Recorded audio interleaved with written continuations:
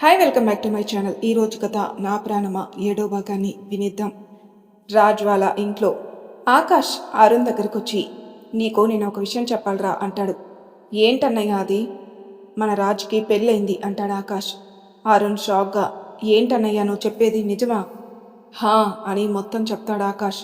ఆకాష్ చెప్పింది విన్న తర్వాత మరి ఇప్పుడు ప్రియా ఎలా ఉందన్నయ్య? తన ప్రమాదంలో ఉందని తెలిసి అలా ఎలా వదిలేశావు? అదే ఆలోచిస్తున్నాను. రాజుతో మాట్లాడి తను తీసుకొని రావాలరా. అది తర్వాత అన్నయ్య. ముందు ప్రియకి సెక్యూరిటీ అరేంజ్ చేయాలి కదా. ముందు ఆ పని చూడు. అది ఎలాగో ప్రియకి తెలిసిపోతుంది కదరా. అరుణ్ ఆలోచించి ఒక నెంబర్కి కాల్ చేసి మ్యాటర్ మొత్తం చెప్పి ఈ పని మొత్తం సీక్రెట్గా జరగాలి అంటాడు. ఏమాత్రం ఆ అమ్మాయికి డౌట్ రాకుండా ఫాలో చేయాలని ఫోన్ పెట్టేస్తాడు. ఎవర్రా ఫోన్లో? అదే అన్నయ్య, నా ఫ్రెండ్ ఒకడు ఇప్పుడే ఈ సిటీకి కమిషనర్గా వచ్చాడు కదా, తనతోటి మాట్లాడాను. తను ప్రియకి సెక్యూరిటీ ఇస్తానన్నాడు. నువ్వు కొంచెం రిలాక్స్ అవ్వు. వాసుకి మాట అయితే ఇచ్చింది కానీ ఇప్పుడెలా అని ఆలోచిస్తూ ఉంటుంది ప్రియ. లేచి రెడీ అయి గుడికి వెళ్తుంది. గుడిలో పూజ ముగించుకొని వచ్చి మెట్లపైన కూర్చొని మనసులో, దేవుడా, నాకే ఎందుకు ఇదంతా జరుగుతుంది? అమ్మా నాన్నని ఎలాగో దూరం చేస్తావు, సరే అని ఎలాగో భార్గవిని పెంచి ఇంతవాణ్ణి చేశాను. వాసుని నా జీవితంలోకి నువ్వే పంపి నువ్వే దూరం చేసి ఇప్పుడు వేరే ఎవరితోనూ నాకు ముడివేశావు. ఎందుకు దేవుడా అని ఏడుస్తుంది. అప్పుడే అక్కడికి వచ్చిన సులోచన ప్రియా దగ్గరికి వెళ్ళి ఎలా ఉన్నావు ప్రియా అని అడుగుతుంది. ప్రియా చిన్నగా స్మైల్ ఇస్తుంది. సులోచనతో పాటు వసుంధర, రాజ్ వాళ్ళ నాన్నమ్మ కూడా వస్తారు. వాళ్ళని ప్రియాకి పరిచయం చేస్తుంది. ఎవరక్క తను అంటుంది వసుంధర. మన ఇంటి కోడలు అంది సులోచన. ఆ మాటకి వాళ్ళు షాక్. అంటే అదంతా తర్వాత చెప్తాను అని ప్రియని తీసుకుని గుడిలోకి వెళ్ళి అర్చన చేయిస్తుంది. ప్రియా, అయిందేదో అయింది. ఇలా ఎంతకాలం ఒంటరిగా ఉంటావు? మన ఇంటికి వచ్చేయమ్మా అంటుంది సులోచన. నా పెళ్లి ఎలాంటి పరిస్థితుల్లో జరిగిందో మీకు తెలుసు కదా, మరి నేను ఎలా రాగలను? మీరే చెప్పండి అని అక్కడి నుంచి ప్రియా వెళ్ళిపోతూ వెనక్కి వచ్చి వసుంధర, రాజ్ అంటే వాళ్ళ నానమ్మ కాళ్ళకి నమస్కరించి వెళ్తుంది. రాజ్ ఆఫీస్కి టైం అయిపోవడంతో ఇంటికి బయలుదేరుతూ ఉంటాడు. అప్పుడే అక్కడికి శైలు వస్తుంది. వెళ్ళిపోతున్న ప్రియని పిలుస్తుంది. రాజ్ వాళ్ళ నానమ్మ. ప్రియ ఆగి ఏంటి అన్నట్టు చూస్తుంది. రాజ్ వాళ్ళ నానమ్మ ప్రియా దగ్గరకు వచ్చి తన మెడలో చైన్ తీసి ప్రియకి వేస్తుంది. ప్రియ వద్దు అని వారిస్తుండగా అదే మీ అమ్మమ్మ ఇస్తే తీసుకోవా అని అనగానే ప్రియ సైలెంట్ అయిపోతుంది. సులోచన వెళదామనడంతో అందరూ బయటికి వస్తారు. ప్రియ బైక్ స్టార్ట్ చేస్తుండగా వెనక నుండి ఒక లారీ స్పీడ్గా వస్తూ ఉంటుంది. సులోచన అది గమనించి ప్రియని పక్కకు లాగుతుంది. దాంతో లారీ ఫోర్స్గా ప్రియా బైక్ని ఢీకొని వెళ్తుంది. ప్రియా బైక్ మొత్తం నుజ్జు అయిపోయింది. బైక్ పరిస్థితి ఇలా ఉంటే ఆ ప్లేస్లో ఉంటే ప్రియా పరిస్థితి ఆ ఊహకే భయంగా ఉంది అక్కడున్న వాళ్ళకి. ప్రియా బాడీ మొత్తం చెమటలు పట్టేశాయి. సులోచన అక్కడ ఉంటే ఇంకా సేఫ్ కాదని ప్రియని తీసుకుని ప్రియా వాళ్ళ ఇంటికి వెళ్తుంది. ప్రియా కాస్త తేరుకున్న తర్వాత, ప్రియా, నువ్వు ఇక్కడే ఉంటే సేఫ్ కాదు. నేనెందుకు చెప్తున్నానో నీకు కూడా తెలుసు. మన ఇంటికి వెళ్దాం రా అంటుంది సులోచన. ప్రియా సైలెంట్గా ఉంటుంది. రాజు వాళ్ళ నానమ్మ, ఈ అమ్మమ్మ పిలిచిన రావా తల్లి అంటుంది. ప్రియా ఏడుస్తూ తనని హక్ చేసుకుంటుంది. కాసేపు అలాగే ఉంటారు అందరూ. నాకు రేపటి వరకు టైం ఇవ్వండి, నేను నా నిర్ణయం చెప్తాను అంటుంది ప్రియా. సులోచన ప్రియని హక్ చేసుకుని సరి అయితే కానీ రానుని మాత్రం అనుకురా బంగారం అని నుదుటిపైన ముద్దు పెట్టి అందరినీ తీసుకుని వెళ్తుంది. సులోచన వెళ్ళి గుడిలో జరిగిందంతా ఆకాష్కి చెప్తుంది. రాజ్ ఆఫీస్లో శైలు రాజ్ క్యాబిన్ ఎక్కడా అని రిసెప్షన్లో అడిగి రాజ్ క్యాబిన్లోకి వెళ్తుంది. రాజ్ సీరియస్గా ల్యాప్టాప్లో వర్క్ చేస్తూ ఉంటాడు. హాయ్ రాజ్ అంటుంది శైలు. రాజ్ తన క్యాబిన్లోకి తన పర్మిషన్ లేకుండా ఎవరు వచ్చారని కోపంగా తలెత్తి చూసేసరికి ఎదురుగా శైలు. ఎవరు నువ్వు అన్నాడు. శైలు షాక్ అయి అదేంటి అప్పుడే మర్చిపోయావా? హలో మిస్, మీరెవరు? మిమ్మల్ని ఇదే ఫస్ట్ టైం చూడ్డం. శైలు కిస్ చేసినప్పుడు రాజు సైడ్కి తిరిగి ఉండడం వలన రాజు శైలుని చూసేసరికి వెనక్కి తిరిగి వెళ్ళిపోతుంది. హా, అవునా అంటుంది శైలు. ఏంటిది, పర్మిషన్ లేకుండా వచ్చి ఇప్పుడు అవునా అంటున్నావు? అసలు నిన్నెవరు లోపలికి రాణించారు అని సెక్యూరిటీని పిలవడానికి బెల్ మీద చేయి పెట్టేసరికి శైలు వచ్చి హక్ చేసుకుంటుంది. రాజ్ శైలుని దూరం నెట్టి హే ఏంటిది అంటాడు. శైలు ఐ లవ్ యూ అని చెప్పి కిస్ కూడా ఇచ్చా కదా, అప్పుడే మర్చిపోయావా? అప్పుడు గుర్తుకొస్తుంది రాజ్కి శైలు కిస్ చేసిన సంగతి. ఓహో, అది నువ్వేనా? అంటే మీకు తెలియదా? నో, ఆ రోజు నిన్ను నేను చూడలేదు అందుకే. ఓహో, అయినా అలా ఎవరికి పడితే వాళ్ళకి కిస్ ఇవ్వడాలు, ఐ లవ్ యూ చెప్పడాలు, హక్ చేసుకోవడాలు ఏంటి అన్నాడు. ఎవరిని పడితే వాళ్ళకి ఐ లవ్ యూ చెప్పేదానిలాగా కనపడుతున్నానా నీ కంటికి? ది గ్రేట్ నరసింహం గారి కూతురు ఇక్కడ. మిత్రా గ్రూప్ ఆఫ్ ఇండస్ట్రీస్కి కాబోయే సీఈఓని ఇక్కడ. ఓహో అయితే అన్నాడు రాజ్. ఓహో అయితే కాదు మై డియర్, మీరు నాకు నచ్చారు. Love at first sight. అందుకే ఐ లవ్ యూ చెప్పాను. మన పెళ్లి గురించి నాన్న మీ డాడ్తో మాట్లాడారుగా. సో మీరు నాకు కాబోయే ఉబ్బి. అందుకే మీతో అలా క్లోజ్గా బిహేవ్ చేశాను. ఈజ్ ఇట్ ఓకే అంటుంది. సంబంధం మాట్లాడిన విషయం కరెక్టే కానీ మా డాడ్ ఒప్పుకోవాలి. మీరు నాకు నచ్చాలి. ఆ తర్వాతే ఈ రిలేషన్షిప్ ఓకే అవుతుంది. రాజ్ పెళ్లి విషయం డాడ్ చెప్పలేదు కాబట్టి నేను చెప్పకూడదు అని మనసులో అనుకుంటూ ఉంటాడు. అంతవరకు be in your limits and please stay out of me అంటాడు. ఇట్స్ ఓకే, మీరేదో మూడ్ ఆఫ్లో ఉన్నట్టున్నారు. నేను డాడ్తో మాట్లాడి అంతా సెట్ చేస్తాను. బాయ్ అని నవ్వి వెళ్ళిపోతుంది శైలు. రాజ్ అప్పటి వరకు ఆపుకున్న కోపమంతా అక్కడున్న ఫ్లవర్ వాజ్ని తీసుకుని పగలు కొడతాడు. ఆ సౌండ్కి రాజ్ పిఏ రియా ఊరికి వచ్చి చూస్తుంది. రియా, ఇదంతా క్లీన్ చేయించు అండ్ ఇంకొకసారి నా పర్మిషన్ లేకుండా ఎవరిని నా ఛాంబర్లోకి పంపివ్వకు, ఓకేనా అని చెప్పి వెళ్ళిపోతాడు. రియా రాజ్ కోపాన్ని చూసి భయపడిపోయి నిలబడి చూస్తూ ఉంది. శైలు ఇంటికెళ్ళి వస్తువులన్నింటినీ కిందికి కోపంతో విసిరేస్తూ ఉంటుంది. ఆ సౌండ్స్కి అందరూ వచ్చి ఏమైంది అని అడుగుతారు. అయినా శైలు కోపంతో అన్ని పగలు కుడుతూనే ఉంది. ఈలోగా నరసింహం వస్తాడు. తండ్రిని చూసి ఏడుస్తూ డాడ్ అని హక్ చేసుకుంటుంది. ఏమైందిరా? రాజ్ ఆఫీస్లో జరిగింది చెప్తుంది. నరసింహం నవ్వి అలా చెయ్యొచ్చా? తప్పు కదా. అందుకే రాజ్కి కోపం వచ్చిందేమో. మరి ఎలాగ డాడ్ రాజ్ని ఒప్పించడం? నేను వాళ్ళ డాడ్తో మాట్లాడతాను. నువ్వు కంగారు పడుకు, ఓకేనా? ఓకే డాడ్, బట్ రాజ్ నాకు ఎట్టి పరిస్థితుల్లోనైనా కావాలి అంతే అని వెళ్ళిపోతుంది శైలు.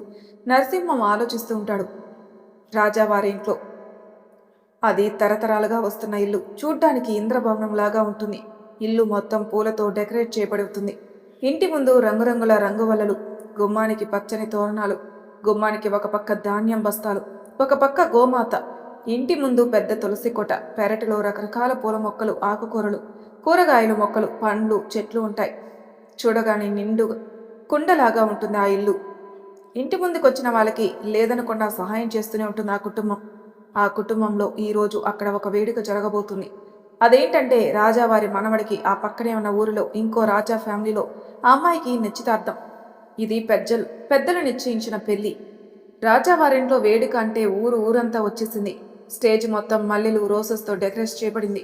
రాజరిక దర్పం ఉట్టిపడగా నడిచి వస్తుంటాడు అబ్బాయి. పల్లకిలో అమ్మాయిని తీసుకుని వస్తారు నలుగురు. ఇద్దరు కలిసి స్టేజ్ మీదకి వెళ్తారు. విధి విధానాలతో నిశ్చితార్థం జరుగుతుంది. తాంబూలాలు మార్చుకుంటారు ఇరు కుటుంబాలు. అమ్మాయి అబ్బాయి ఒకరినొకరు ఉంగరాలు మార్చుకుంటారు. ఊరి జనం అందరికీ కన్నుల పండంగా ఉంది ఆ వేడుక. ఒకరికి మాత్రం తన ప్లాన్ సక్సెస్ అయినందున లోపల హ్యాపీగా ఉంది. ఆ రోజు రాత్రి అబ్బాయికి ఫోన్ వస్తుంది. అది విని అబ్బాయి షాక్ అవుతాడు. ఇంటికొచ్చిన రాజ్ నేరుగా అరుణ్ దగ్గరికి వెళ్ళి కూర్చొని చాలాసేపు కబుర్లు చెప్పుకుంటారు. ఆఫీస్లో జరిగింది కూడా చెప్తాడు. ఆవేశపడుకు రాజ్, డాడ్ ఏం చేసినా నీ మంచి కొరకే చేస్తాడు కదా అంటాడు అరుణ్. రాజ్ అరుణ్తో మాట్లాడుతుండగా ఆకాష్ వస్తాడు. రాజ్, నీతో మాట్లాడాలి. ఈలోగా అక్కడికి మిగతా కుటుంబ సభ్యులు కూడా వస్తారు. ఏంటి డాడ్ అంటాడు. నీ పెళ్లి గురించి. అది అయిపోయిందిగా డాడ్, ఇప్పుడెందుకు? సులోచన కాక మిగిలిన అందరూ షాక్ అయిపోతారు. జరిగిన పెళ్లి గురించేరా మేము ఆ అమ్మాయిని ఇంటికి తీసుకొద్దాం అనుకుంటున్నాం అంటాడు ఆకాష్. అది నన్ను అడగడం దేనికి? తీసుకొని రండి అంటాడు రాజ్. అది కాదు నాన్న, నువ్వు మాతో వచ్చి తనని తీసుకొని రావాలి. అంతేకాదు భారీగా నీ జీవితంలో స్థానం ఇవ్వాలి. ఈ ఇంటి కోడలుగా అందరూ ఒప్పుకోవాలి అంటాడు. రాజ్ కోపంతో ఎవరిని అడిగి పెళ్లి చేశారు అంటాడు. మీ ఇష్ట ప్రకారం జరిగింది కదా, ఇంకా నాతో సంబంధం దేనికి? మీ ఇష్ట ప్రకారం పెళ్లి చేశారు, మీ ఇష్ట ప్రకారం తెచ్చుకోండి ఈ ఇంటి కోడల్ని అంటాడు.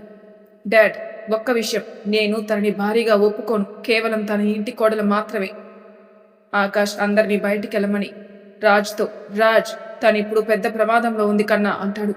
నిన్ను కూడా తన మీద అటెంప్ట్ జరిగింది. లక్కీగా అమ్మ తన కాపాడిందిరా.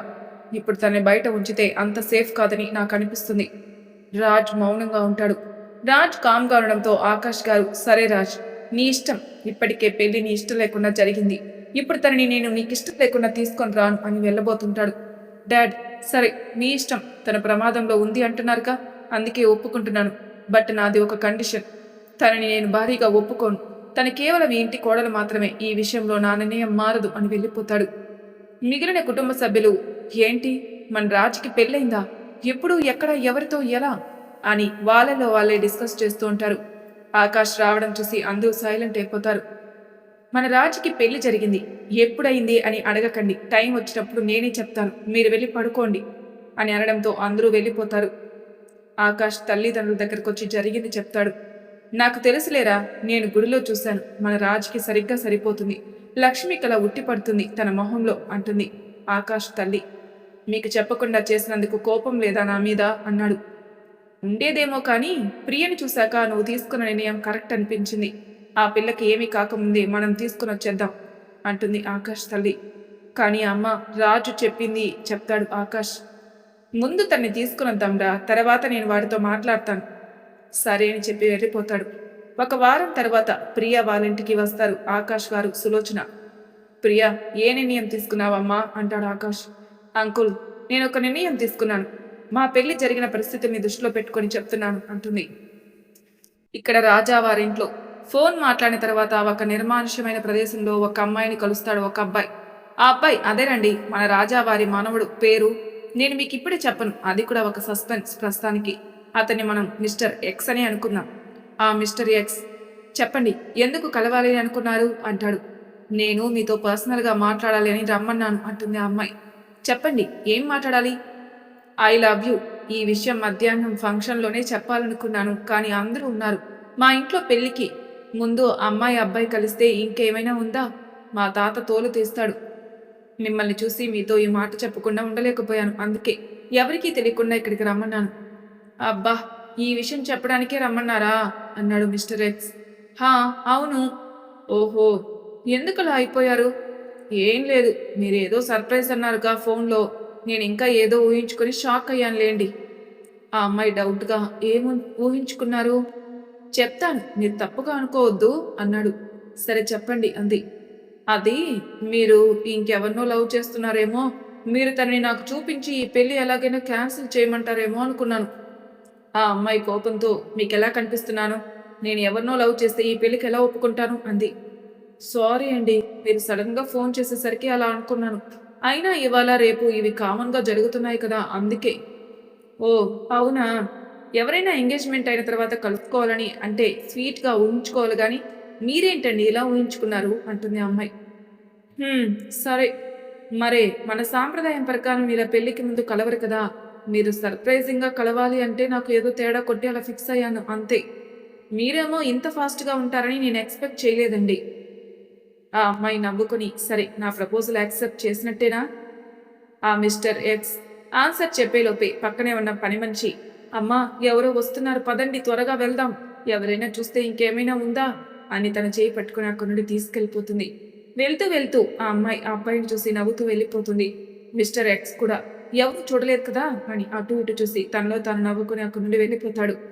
ఇంటికి చేరుకున్న తర్వాత రాజావారు మిస్టర్ ఎక్స్తో, నీతో కొంచెం మాట్లాడాలి అంటారు. చెప్పండి తాతయ్య గారు, మీకు అప్పగించిన పని ఏమైంది? అయిపోవచ్చింది తాతయ్య గారు, మీకు త్వరలోనే శుభవార్త చెప్తాను. తాతయ్య, మీతో ఒక విషయం మాట్లాడాలి. చెప్పండి. ఇంతలో అక్కడికి రాజావారి రెండో కొడుకు విజయ్ రామ్ వస్తాడు. అది తాతయ్య గారు, నేను బిజినెస్ చేద్దాం అనుకుంటున్నాను. ఇప్పుడు ఆ అవసరం ఎందుకు వచ్చింది నీకు అన్నాడు విజయరామ్. నేను లైఫ్లో ఎదగాలనుకుంటున్నాను అంటాడు మిస్టర్ ఎక్స్. ఎట్లాగో నేను బాగానే చదువుకున్నాను. ఇంకొకరి దగ్గర వర్క్ చేయడం ఇష్టం లేదు. నేను లోన్కి అప్లై చేస్తాను. మీరు కొంచెం హెల్ప్ చేస్తే నేను స్టార్ట్ చేస్తాను. విజయ్ ఏదో చెప్పే లోపలే రాజావారు, లోన్ వద్దు, ఏం వద్దు, మొత్తం ఎంత అవుతుందో చెప్పు, నేనే అరేంజ్ చేస్తాను. ఆ మిస్టర్ ఎక్స్, వద్దు తాతయ్య గారు, మనకి లేదని కాదు, మీరు ఇవ్వరని కాదు, నాకు నేనుగా ఎదగాలి అనుకుంటున్నాను. రాజావారు సంతోషంతో, చిన్న, మీ పెదనాన్నని నీలో చూస్తున్నానురా, వాడి ఆలోచనలు కూడా నీలాగే ఉంటాయి అని కంటతడి పెట్టుకుంటాడు. ఓకే తాతయ్య, పెళ్ళికి ఎలాగో టైం ఉంది కదా, నేను ఇప్పుడే వెళ్ళి నా పనులు మొదలు పెడతాను. జాగ్రత్త చిన్న అంటాడు విజయ్. సరే నాన్నగారు. మర్నాడు ఉదయం ఎర్లీగా స్టార్ట్ అయ్యి వెళ్ళిపోతాడు. హైదరాబాద్ చేరుకొని ముందే అన్నీ చూసుకుని ఉండడం వలన కంపెనీ అప్రోచ్ కోసం పనులు స్టార్ట్ చేస్తుంటాడు. ప్రియా వాళ్ళ ఇంట్లో, అంకుల్ నాదొక కండిషన్. ఆకాష్, సులోచన ప్రియా ఏం చెప్తుందా అని వెయిట్ చేస్తూ ఉంటారు. నేను నా జాబ్ కంటిన్యూ చేయాలనుకుంటున్నాను. ఎందుకంటే సమస్యల సుడిగుండంలో కొట్టుకుపోతున్న నాకు నా ఫ్రెండ్ తోడు ఉంది. తనే నాకు జాబ్ ఇచ్చింది. సో నేను దాన్ని వదులుకోలేను. ఇంకొక విషయం, నాతో భార్గవ్ కూడా వస్తాడు. నేను నా వర్క్షాప్ కూడా చూసుకోవాలి అనుకుంటున్నాను అంది. సరే తల్లి, నీ ఇష్టం, కానీ నీ వర్క్షాప్ని మన ఇంటికి మార్చుకో. జాబ్కి వెళ్ళాలి అనుకుంటున్నావు కదా, విత్ సెక్యూరిటీతో వెళ్ళు. వాళ్ళు నేను ఇబ్బంది పెట్టరు, జస్ట్ నేను వాచ్ చేస్తూ ఉంటారు. ఇంకేమైనా చెప్పాలా? నా ఖర్చు, నా భార్గవ్ ఖర్చు నేనే భరిస్తాను. దీనికి మీరు ఒప్పుకుంటేనే నేను వస్తాను. ప్రియా మనసులో వాసు కోసమైనా నేను ఇప్పుడు వెళ్ళాలి అనుకుంటుంది. సులోచన ఏదో చెప్పబోయేంతట్లో ఆకాష్ వద్దని, సరే నీ ఇష్టం వచ్చినట్లు చేయి ప్రియా అంటాడు. Last for the least uncle, నేను ఆ ఇంటి కోడలుగా మాత్రమే వస్తాను, మీ కొడుక్కి భారీగా కాదు అంది. ఇది విన్న సులోచన ఆకాష్ షాక్. ఎందుకంటే రాజు కూడా ఇలాగే అన్నాడు కాబట్టి. నువ్వు ఒప్పుకోవడమే చాలరా, నీకు ఆ ఇంట్లో ఎలాంటి ఇబ్బంది లేకుండా నేను చూసుకుంటాను అంది సులోచన. ప్రియా సైలెంట్గా ఉంటుంది. సరే మరి వెళ్దామా? ప్రియా ఒక్క నిమిషం అంకుల్, నేను ఇప్పుడే రావడం లేదు అంది. మరి ఎప్పుడొస్తావు? కృష్ణాష్టమి తర్వాత వస్తానంకుల్. సరే అని వాళ్ళు వెళ్ళిపోతారు. ప్రియా భారంగా నిట్టూర్చి ఆలోచిస్తూ ఉంది. మరి తర్వాయి భాగంలో ఏం జరుగుతుంది నెక్స్ట్ తెలుస్తుంది. అంతవరకు నా ఛానల్ సబ్స్క్రైబ్ చేయండి వాళ్ళు, ప్లీజ్ సబ్స్క్రైబ్ చేసుకోండి. లైక్ చేసి షేర్ చేయండి. మీ అభిప్రాయం నాకు కామెంట్ రూపంలో తెలియజేయండి. Thank you for listening.